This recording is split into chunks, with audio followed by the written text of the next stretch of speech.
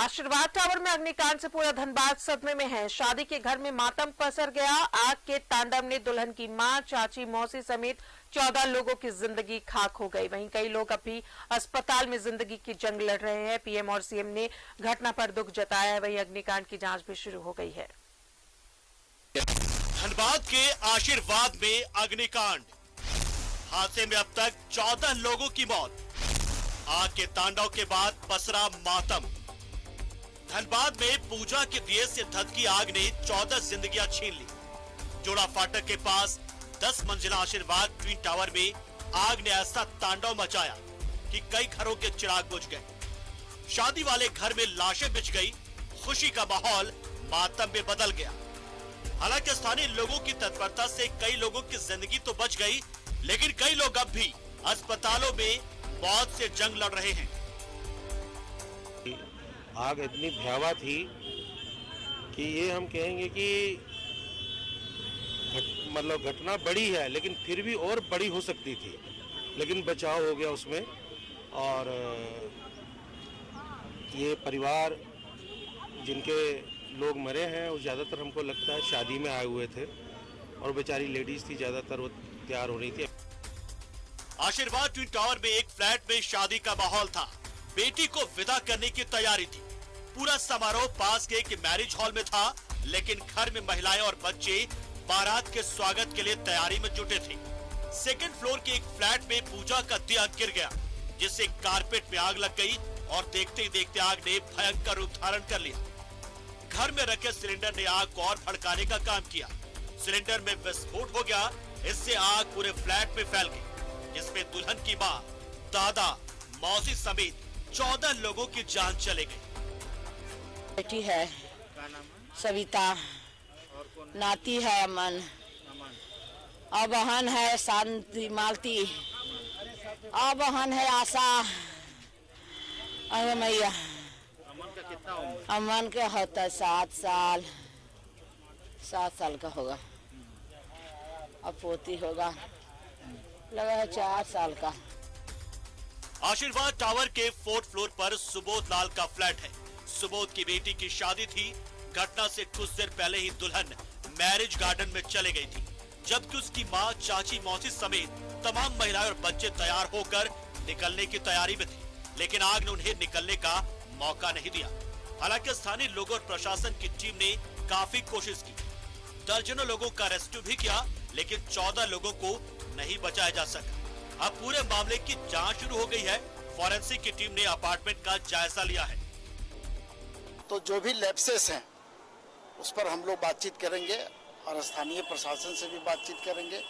सरकार के सामने भी ये बातें हैं और लगातार मुख्यमंत्री इस पूरे मामले को भी देख रहे हैं।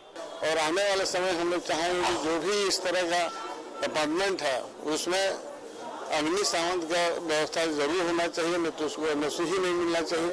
इन सब चीज़ों पर हम लोग बात करेंगे, जिससे और धनबाद जिला में इस तरह घटना ना हो, और अगर आगजनी हो तो उससे बचाव किया जा सके। इस दर्दनाक घटना से पूरा धनबाद सदमे में है। पीएम मोदी और मुख्यमंत्री हेमंत सोरेन ने भी घटना पर दुख जताया है।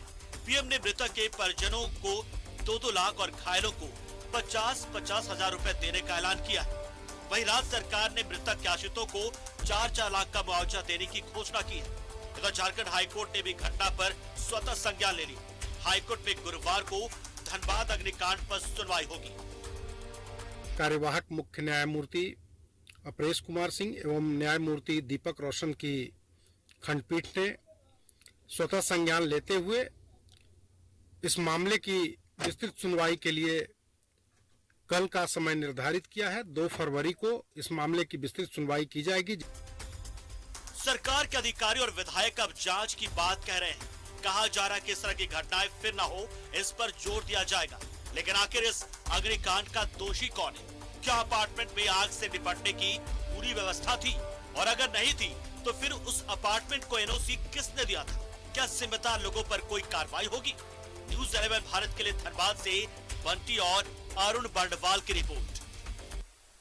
अग्निकांड में मारे गए 10 लोगों का अंतिम संस्कार एक साथ किया गया। झरिया गौशाला में 9 शव का दाह संस्कार किया गया, जबकि एक बच्ची के शव को दफनाया गया, जिनका झरिया गौशाला में अंतिम संस्कार हुआ। उसमें माला देवी, विजय लाल, आशा देवी, बिंदा देवी, गौरी देवी, सुशीला देवी,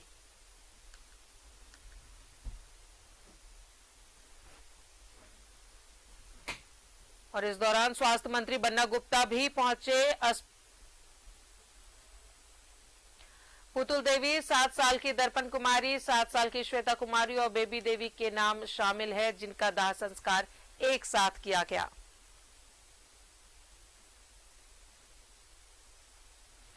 तो 9 शव का दाह संस्कार एक साथ किया गया। एक बच्ची जिसे दफनाया गया। धनबाद अग्निकांड भयावह तस्वीर उस वक्त सामने आई जब एक साथ 14 लोग जिंदा जल गए। आज उनका अंतिम संस्कार किया गया। और धनबाद अग्निकांड के बाद आपदा प्रबंधन मंत्री बन्ना गुप्ता आशीर्वाद अपार्टमेंट पहुंचे और घटनास्थल का निरीक्षण किया। साथ ही अग्निशमन विभाग की खामियों को लेकर प्रशासनिक अधिकारियों से बातचीत की।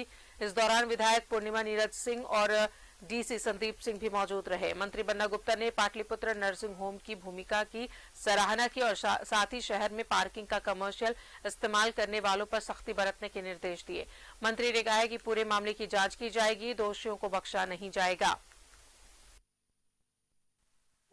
तो इसमें हमने धनबाद के उपायुक्त महोदय को भी निर्देशित किया है कि जो बिल्डिंगें बन रही हैं उसके बाइलॉज और फायर नॉर्म्स को लागू किया जा रहा है, नहीं किया जा रहा है।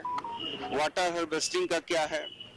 एक मेजर इशू है कि यहाँ ट्रैफिक की व्यवस्था, उसको लेकर भी हम लोग संवेदनशील हैं। साथ ही जो फायर इक्विपमेंट वगैरह हैं, ये हम भी मानते हैं कि ये काफी नहीं है और इसमें एक बृहद सुधार की आवश्यकता है।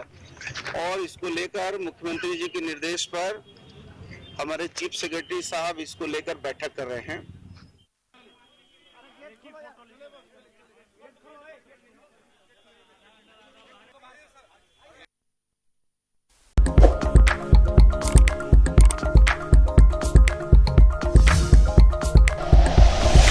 Like and share videos, subscribe करें हमारा चैनल और प्रेस करें बेल आइकॉन। न्यूज़ 11 भारत, सच है तो दिखेगा।